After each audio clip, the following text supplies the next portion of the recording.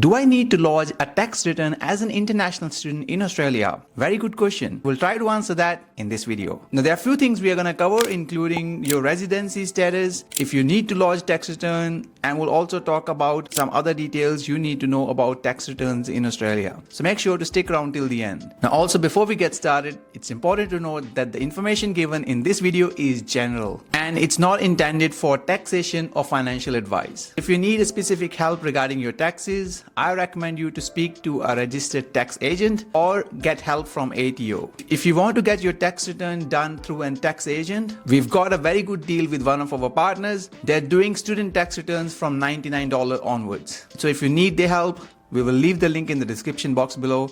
Make sure to check that page out. Let's get back to our video. Now, before we discuss about whether you need to lodge a tax return or not, it is important to understand the residency status for taxation purposes. Now, generally speaking, most international students are considered as resident for taxation purposes if their course is more than 6 months long. But if a student is studying a course less than 6 months, they will probably be considered as non-resident for taxation purposes. Now, what's the benefit of being a resident for taxation purposes?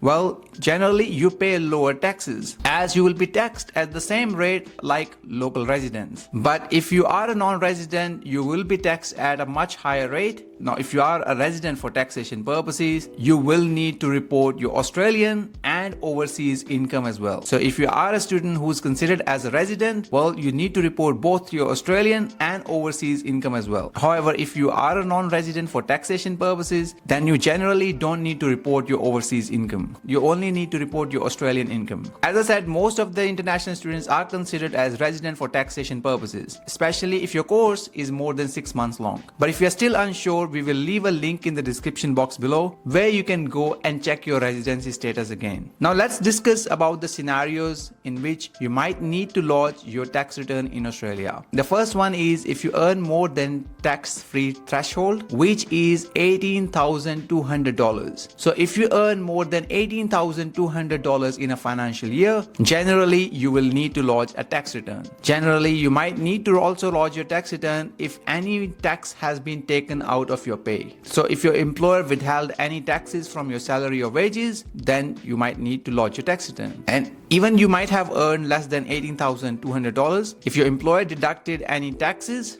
then you might need to lodge your tax return. Now, the third scenario is if you want to claim any deductions in your tax return. Deductions are basically expenses that are related to your work or some other investments. So if you want to claim those deductions, well, you will need to lodge your tax return. And another scenario is if you have an active ABN. Even if you did not earn any money using that ABN, you will still need to lodge your tax return with zero income. So these were some of the scenarios where you might need to lodge a tax return. Now let's look at the scenarios when you may not need to lodge a tax return. The first one is if you did not earn any income. So let's say you did not work at all during the year, then in that case, you don't need to lodge your tax return. The second scenario is if your income was less than tax-free threshold, which is $18,200, and your employers did not withheld any taxes, which means that you earn less than $18,200 and employer did not took any taxes from your salary or wages. And last but not the least is if your income is exempt from taxes. In some scenarios, your income might be exempt from taxes. In that case, you might not need to lodge your tax return. There's also another very handy tool from ATO, which you can use to determine whether you need to lodge your tax return or not. We'll leave a link of that in the description box below as well. Now, one important thing is that even though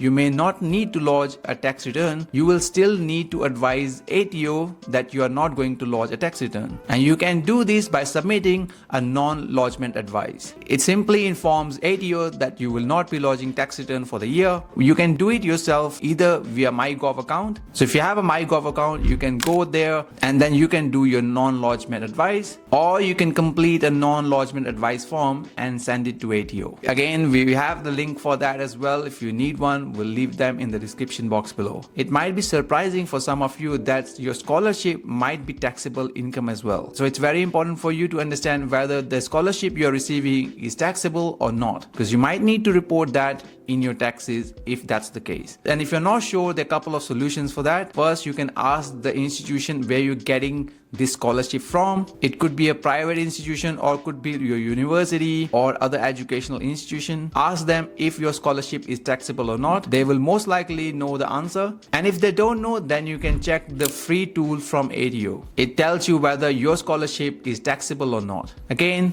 you'll find the link of that as well in the description box. Now, if you do need to lodge your tax return, then here are a few things that you need to keep in mind. The first important thing you need to know is the financial year dates, which starts from 1st of July and ends on 30th of June. After that, we do our tax returns. If you are going to do your taxes by yourself, the tax return dates are from 1st of July to 31st of October. So 31st of October is usually the last day for lodging your tax return. Now, there are a few ways you can do your tax return. First one is you can do it yourself online using MyTax, which you can access through MyGov account. The second option is you can also lodge it via paper. So that is another option. You can send the form to ATO, although many people prefer to do it online these days. And last but not the least is through a tax agent. So if you have a very specific sort of a tax return, then it is good idea to reach out to a tax agent and use their help to lodge your tax return. Again, if you would like to lodge a tax return with a tax agent,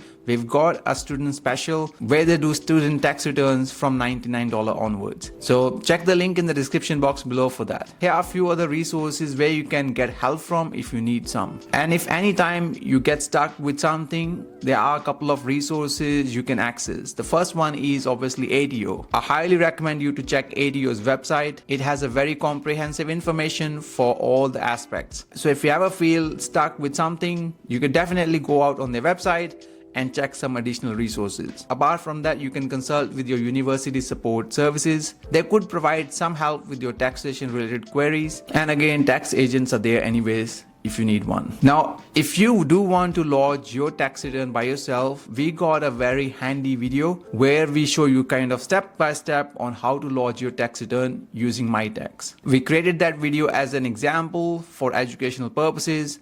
So if you would like to check that out and you want to do your own taxes, I highly recommend you to check this video here where we go through step by step on how to do your own tax return. And if you find this video useful, make sure to share it with your friends as well. And I'll see you in the other video.